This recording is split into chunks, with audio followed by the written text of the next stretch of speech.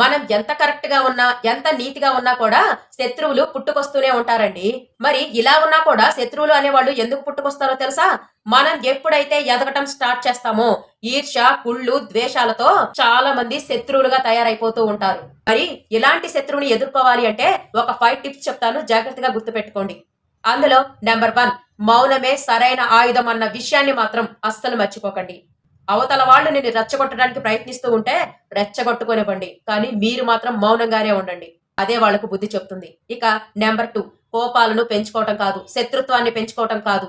మంచి ఆలోచన వ్యూహాన్ని ఉపయోగించండి. అప్పుడే మీరు గెలుస్తారు. ఇక నెంబర్ 3, సరైన మిత్రుణ్ణి ఎంచుకోండి.